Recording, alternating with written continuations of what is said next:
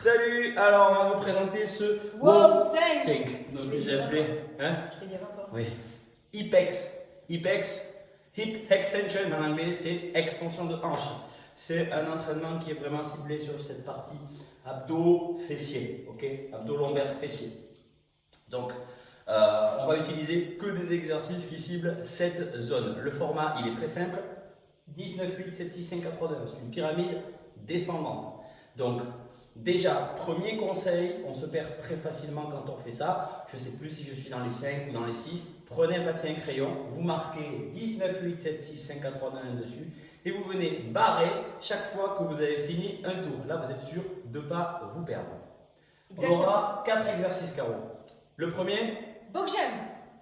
donc le box jump que vous connaissez déjà depuis le début du programme. Il suffira de sauter sur la boîte, ok?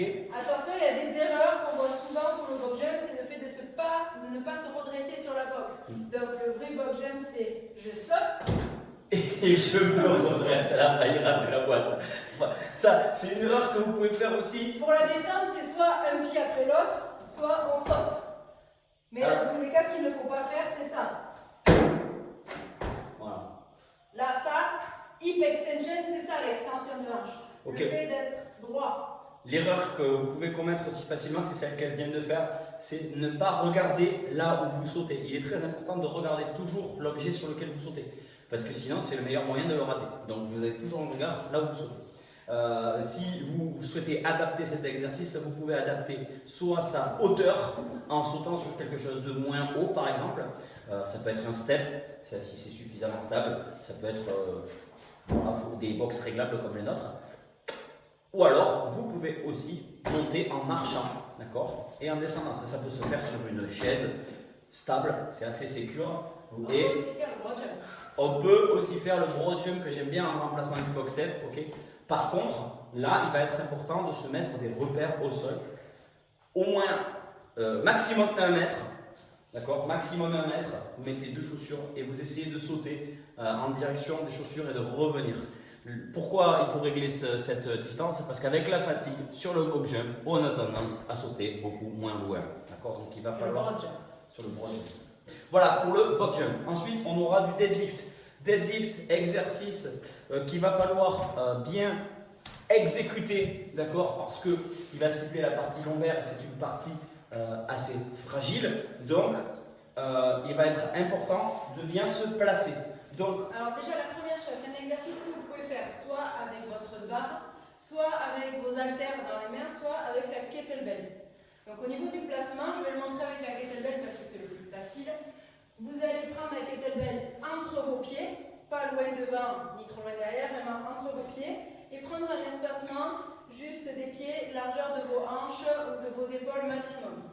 Vous allez vous pencher en avant, et une fois que vous êtes penché en avant, vous allez sortir la poitrine, donc regardez à 5 mètres devant vous et poussez les fesses en arrière. C'est ce que j'appelle moi la position du gorille. bascule du bassin Voilà. en arrière. Donc Okay. là c'est en avant, là c'est en arrière. Donc soit vous vous mettez dos rond et vous placez, soit directement vous vous placez et vous descendez pour attraper. En tout cas, ce qu'il va falloir absolument éviter, c'est ce dos rond. Et ce dos rond, il apparaît souvent quand on ne le voit pas venir, quand on est fatigué. Donc, il va être très important de bien penser tout le temps, poitrine ouverte, fessiers sortis, je cambre les jambes, dos plat, dos plat, dos plat. Le retour, attention, ce n'est pas une flexion de jambes en premier. Ça part des hanches. Hein. Le mouvement, c'est hip extension. Donc, c'est d'abord les fesses qui partent vers derrière, toujours la poitrine en avant. Et on accompagne avec les jambes bien touchées, on remonte. Voilà, si vous regardez bien le mouvement de carreau, on a la charge dans les mains, on commence par se pencher. Je me penche, je me penche, je me penche, je me penche, je me penche, je me penche. Et quand la charge arrive en dessous du genou, là je peux me permettre de plier mes jambes pour venir toucher le sol. D'accord? Ce qui fait que c'est un mouvement qui va faire dos, jambe, jambe, dos. Dos, jambe, jambe, dos. Ok? Donc essayez de ne pas confondre ce mouvement avec le squat. Le squat qui est un exercice qui fait que jambes. D'accord?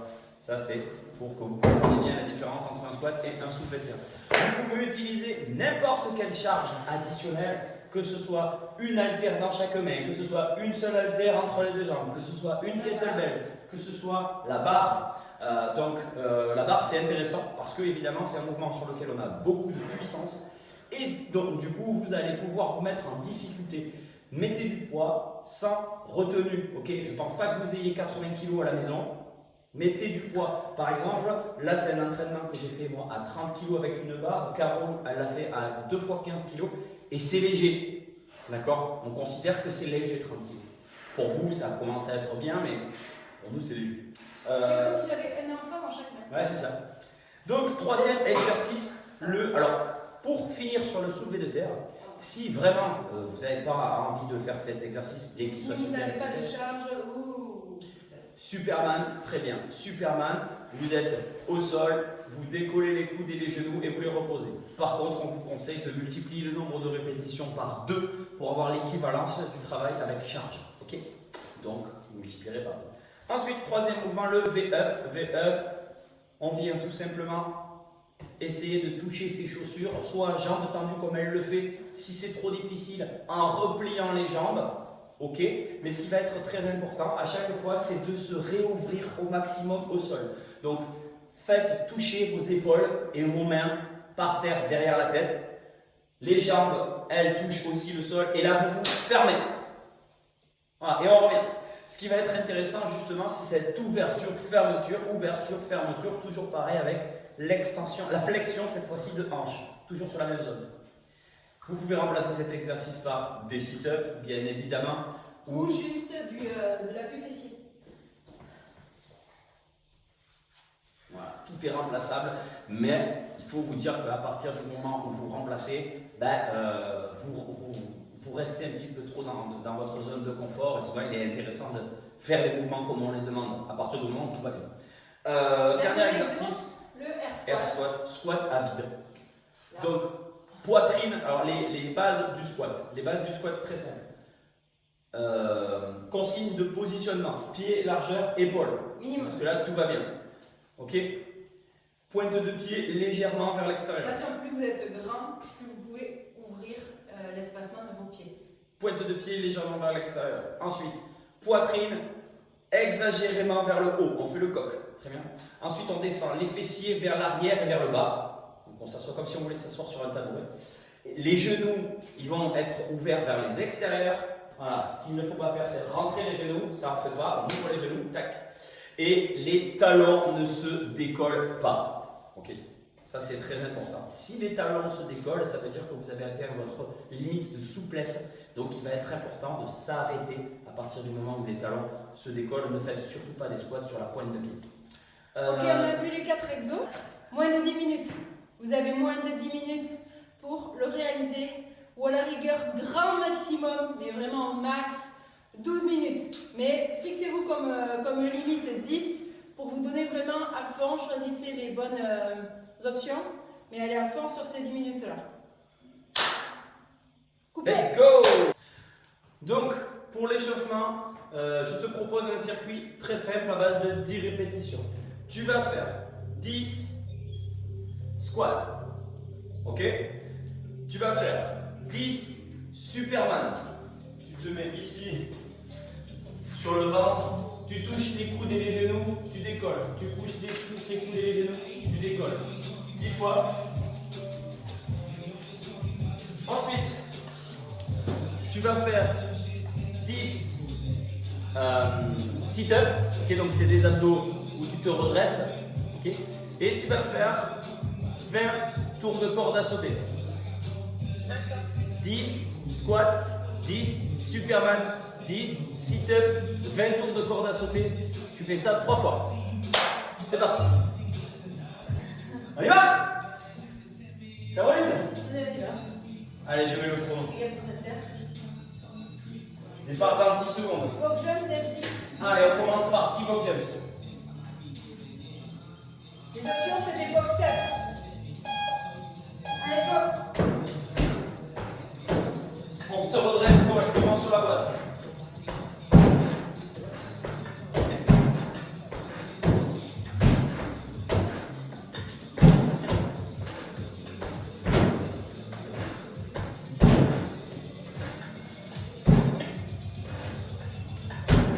soulevé de terre.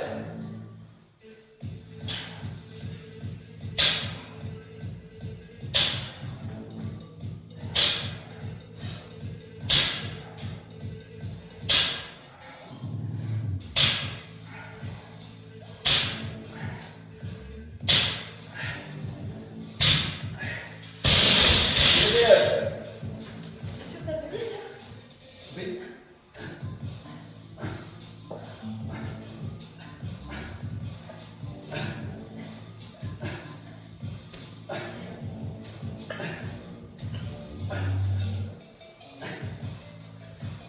Et les squats.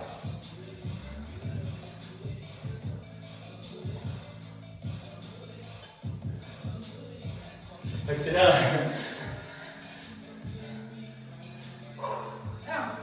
C'est bon, premier tour terminé. Allez, Perrine. On attaque les 9.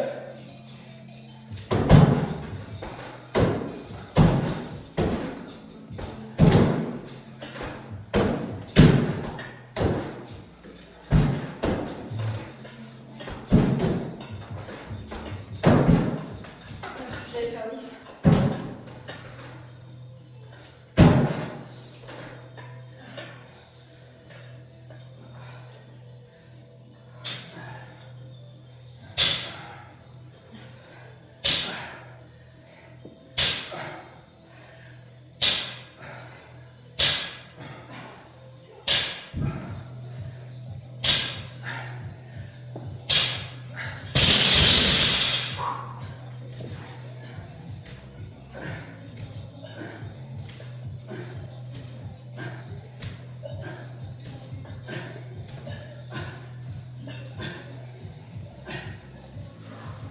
Neuf.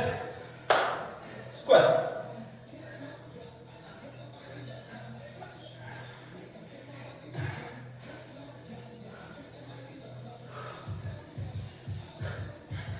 Wouh!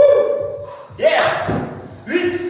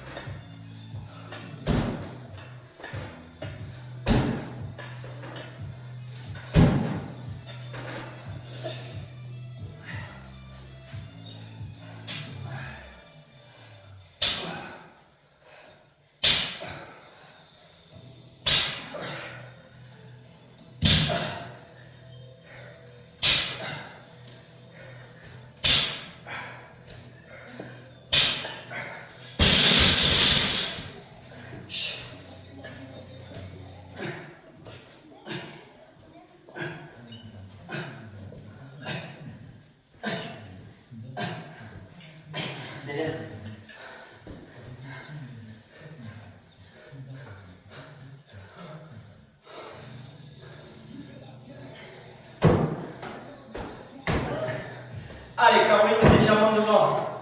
Elle attaque les 7, moi aussi.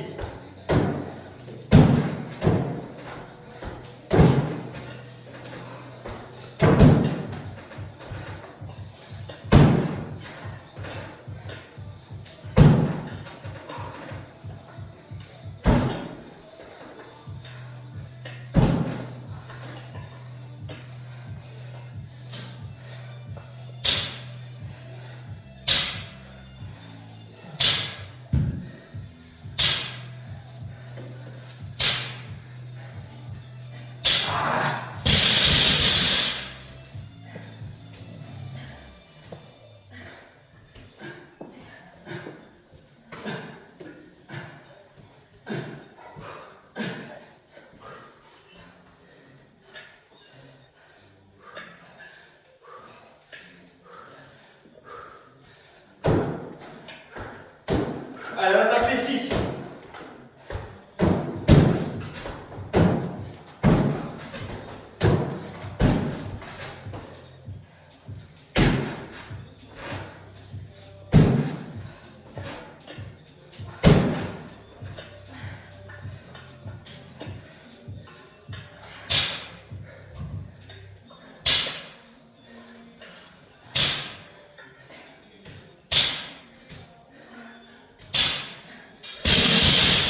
pas que filmer, hein. Tu prends des photos si vous voulez. Papa, il y a des photos.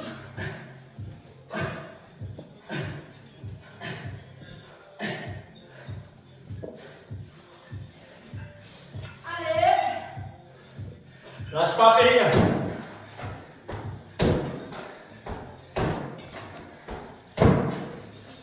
Ok, j'ai fini les 6. Allez, fini les 6. Descends bien bas.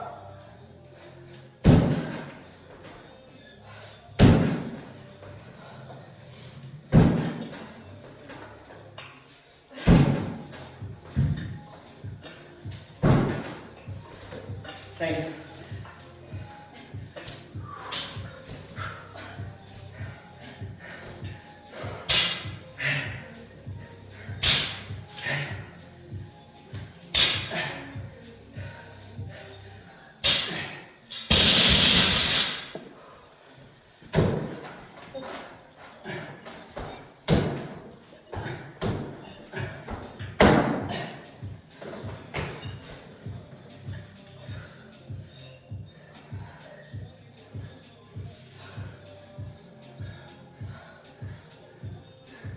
Cinq, terminé. Allez, 4, 3, 2, 1, on s'arrête plus là.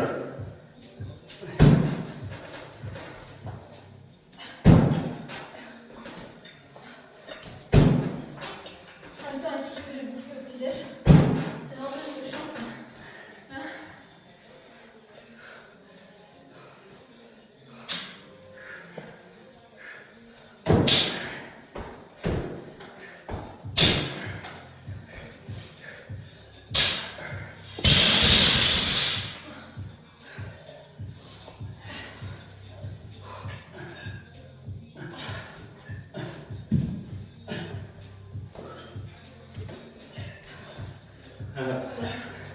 Je roule tellement.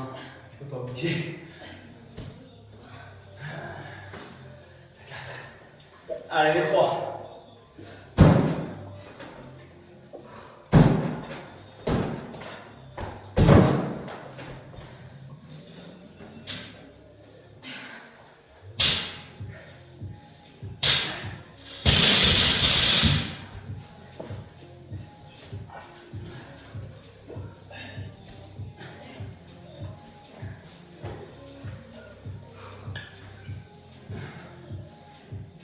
Dernière série pour moi. Joue 2.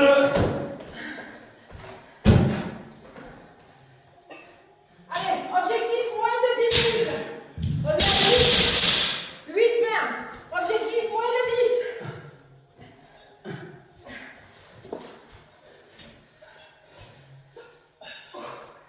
Time, 29. Allez. Il y a un pas. Ouais. Allez, allez. 3, 1, 2. C'est ça? Ouais.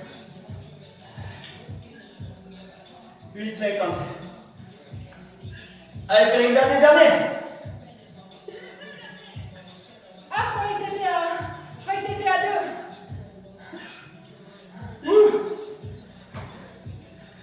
Ça gaz.